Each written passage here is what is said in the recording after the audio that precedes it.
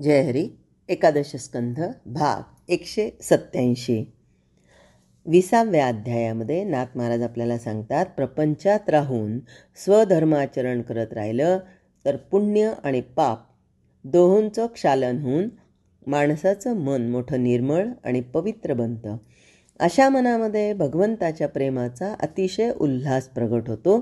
तेव्हा संसाराचं भान नाहीसं होऊन भक्ताला सुखदुःखांचा विसर पडतो. त्यातून शुद्ध आत्मज्ञान प्रगट होतं. हे होऊन सुद्धा भक्ताचं अंतःकरण भगवंतानं इतकं भरून जातं की त्या एकाशिवाय त्रिभुवनात दुसरं काही त्याला दिसत नाही.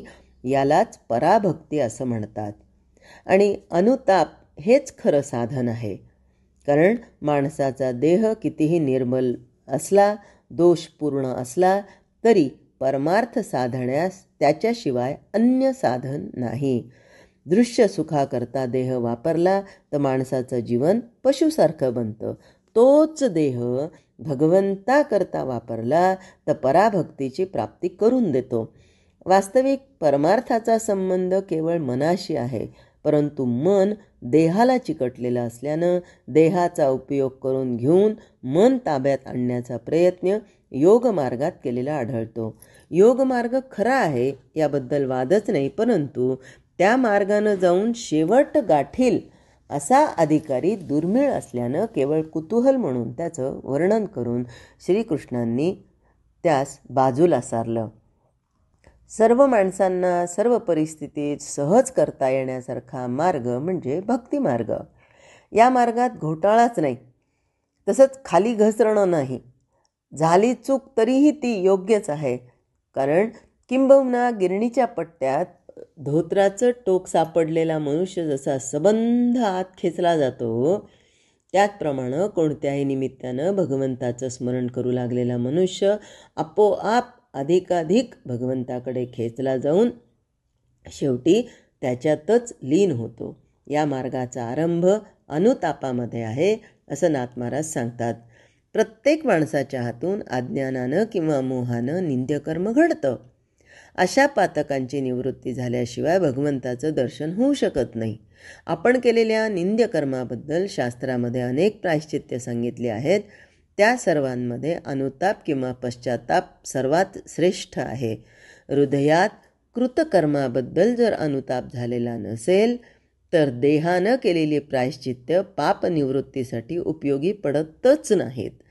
सामान्य माणसाच्या बाबतीत बहुधा असं होतं की विषय विरक्तीचे महत्त्व त्याच्या लक्षात आलेलं असतं, परंतु विषयाचा भोग सोडून देण्या इतकं मनाचं सामर्थ्य त्याच्या अंगी नसतं. म्हणून अशा माणसानं विषय सुख पुढं आलं की मनापासून भगवंताची प्रार्थना करावी. ती अशी, नारायणा, कृपाळू श्रीकृष्णा, या देह सुखरूपी बंदीखान्यात मी अडकून पडलो आहे.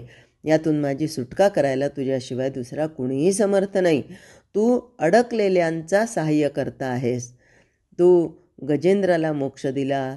तू प्राण्यांना, पशुपक्ष्यांना, राक्षसांना यांना जर मोक्ष देणारा आहेस, म्हणजेच अर्थातच तू दीनदयाळ आहेस. काम, क्रोध, मोह आणि अभिमान यांच्या मगरमिठीतून तू मला यांच्यातून सुटता येत नाही आहे, तर तूच हाताला धरून मला बाहेर काढलंस तर तरुणोपाय आहे. डोळ्यात पाणी आणून माणसानं अशी प्रार्थना केली तर भगवंताची तात्काळ मदत होते आणि भक्ताच्या अंगी खरी विरक्ती उदय पावते. आणि खरं सांगायचं म्हणजे विषयभोगाबद्दल मनात अनुताप उत्पन्न होणं हेच भगवंताच्या कृपेचं लक्षण आहे. भगवंताच्या कृपेमुळं अनुताप उत्पन्न होतो. अनुतापातून विरक्ती प्रगट होते. विरक्तीतून खरी भक्ती उत्पन्न होते. भक्ती पूर्ण विकास पावली की कृपेला पूर्णता येते. म्हणून प्राप्त झालेले देहभोग भोगत असता भगवंताच्या अनन्य भजनात त्याच्याकडून तूट पडत नाही. असा पूर्ण कृपा झालेला भक्त चढत्या वाढत्या प्रेमानं भगवंताची नित्य नवी भक्ती करतो. भक्तीसाठी तो सर्वस्व खर्ची घालतो. त्याच्या चित्ताला भगवंताचा विसर म्हणून पडतच नाही. अहोरात्र तो भगवंताचं स्मरण करतो. दिवसेंदिवस नवी नवी गोडी चाखल्यानं त्याचं प्रेम हे वाढतच जातं. सगळ्या इच्छा नाहीशा होऊन जातात. केलेली भक्ती पुन्हा केली तरी त्याला कधी कंटाळा येत नाही. म्हणजे आवडती भाजी, आवडता पदार्थ एकदा खाल्ला काय, परत मिळाला काय, आपल्याला कंटाळा येतो का एकदा खाल्ला बस झाला? नाही नाही, तो आवडतो मला, आजही चालेल, उद्याही चालेल, असं होतं. म्हणून भक्ताला भक्ती करताना कधी कंटाळा येत नाही आणि शेवटी तो भगवंताला सर्वस्वी अर्पण होऊन जातो. ही अनन्यता साधली की जीवभावासह संशय ठार होतो. अज्ञानासगट अविद्या नाश पावते. चित्तग्रंथी सगट अहंकार नाश पावतो. त्रिगुणासगट त्रिपुटी मावळते आणि ममतेसगट लिंगदेह विरून जातो. जरी स्वतःच्या हृदयात आत्मदर्शन होतं तरी ते स्वरूप हृदयात मावत नाही. जिकडे तिकडे तेच दिसू लागतं. एवढा मोठा लाभ ज्याच्यामुळं होतो तो नरदेह अत्यंत पवित्र असून ज्ञानाचं आणि भक्तीचं आश्रयस्थान आहे. या नरदेहाच्या साह्यानं अविद्येची निवृत्ती होते, ब्रह्मज्ञान प्राप्त होतं, भगवत पदाची प्राप्ती होते आणि जीव आनंद घन होतो. हे जरी खरं असलं तरी देहच सर्वस्व आहे असं मानलं तर देहबुद्धी उत्पन्न होऊन काम क्रोध ते बळावतात आणि क्षणोक्षणी असंख्य प्रमाद घडतात. म्हणून देहाला निंद्य समजून सोडून देऊ नये आणि त्याला वंद्य समजून त्याचं महत्त्व वाढवू नये. त्याचा तिरस्कारही करू नये आणि फारसा आदरही करू नये, पण त्याच्याकडून परमार्थ साधन मात्र करून घ्यावं. देह अत्यंत क्षणभंगूर आहे, त्याचं मरण अपरिहार्य आहे.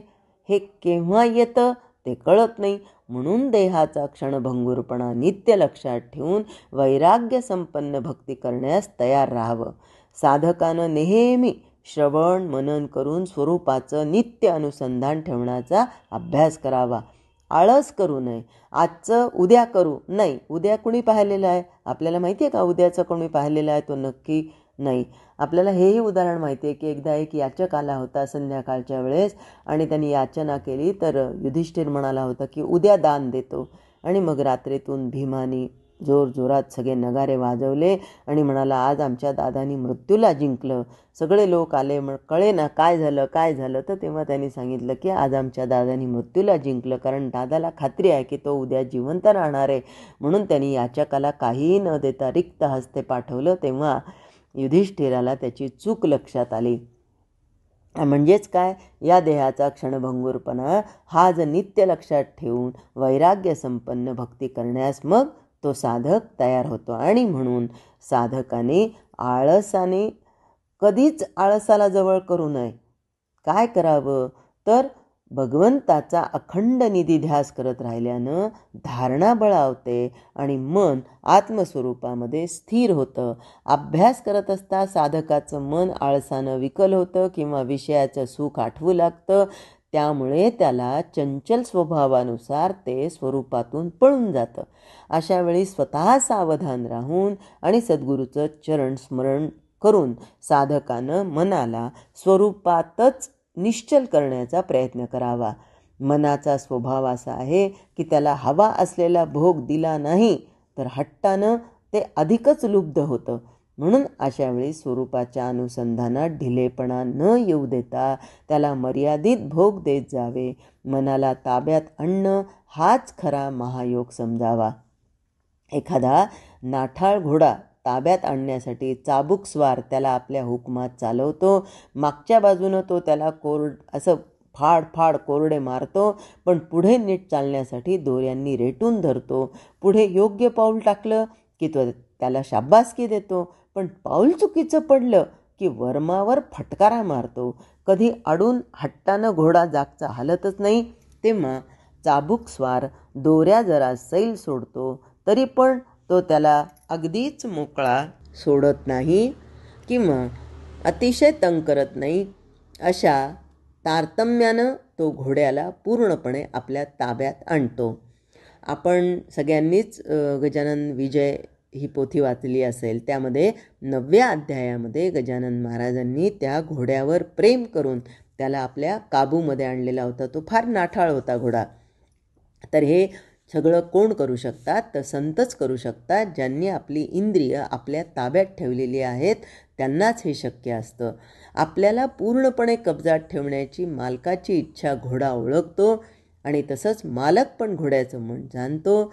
या रीतीनं दोघांचं मन एकरूप झाल्यावर लगाम लावल्या वाचून देखील घोडा धन्याच्या हुकुमात वागू लागतो. आपलं अडणं उडणं हे सोडून देतो आणि मग मोकळाच धन्याच्या मर्जीप्रमाणे हवा तसा नाचू लागतो. अगदी अशाच प्रकारे आपल्या मनाचंही दमन करावं, कारण मन वश करून घेणं हेच परमयोगाचं म्हणजे भगवंताच्या साक्षात्काराचं साधन आहे. मनाला फार मोठं बल असतं हे लक्षात ठेवून विवेकाचा साखळ दंड त्याच्या पायास बांधावा. विवेकाच्या बंधनानं मन आपोआप स्थिर होऊ शकतं. मग हा विवेक म्हणजे नेमका काय करावा, तर एका परमात्म्याशिवाय सगळं काही खोटं आहे, सगळं अनिश्चित आहे. निश्चित काय आहे तर एक परमात्मा, एका आत्मस्वरूपाशिवाय सगळं मिथ्या आहे. हा विवेक सातत्याने मनामध्ये ठेवावा. जिकडे जिकडे मन पळतं तिकडे तिकडे विवेक समोर उभा राहतो. इतकंच नाही तर सत्वशील बुद्धीच्या जोरावर तो मनाचे पायच मोडून टाकतो. मनाचे पाय मोडणं म्हणजे विषयाचं मूळच उपटून टाकणं होय. अशा रीतीनं मनाचं बळ खुंटलं म्हणजे काम क्रोध नाश पावतात, संकल्प विकल्प थांबतात आणि देहबुद्धी क्षीण होऊन जाते. त्यावेळी पाण्याची गार ही जशी आता गार कशाची आहे, पाण्याची आहे. कशामध्ये विरली, गंगेमध्ये, म्हणजे गंगेच्या पाण्यातच स्वस्थ राहते. त्याप्रमाणे स्वरूपाच्या अनुसंधानात रमवलेलं मन अखेर स्वरूपामध्येच स्थिर होतं, तिथेच समाधान पावतं. जीवाची आणि शिवाची एकात्मता करणारा हाच खरा श्रेष्ठ योग होय. जय हरी.